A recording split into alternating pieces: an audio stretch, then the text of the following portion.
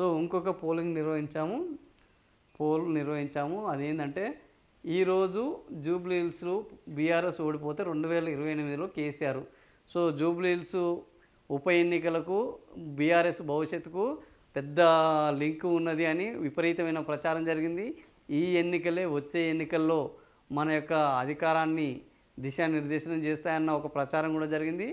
ఈ ప్రచారం నిజమా కాదా అని అడిగితే, ఒకవేళ ఓడిపోతే కేసీఆర్ సీఎం కావడం కష్టమా అని అడిగితే కష్టము అని 26% అంటున్నారు. ఎస్, ఈసారి ఓడిపోతే సీఎం కావడం కష్టం అంటున్న వాళ్ళు 26% ఉన్నారు.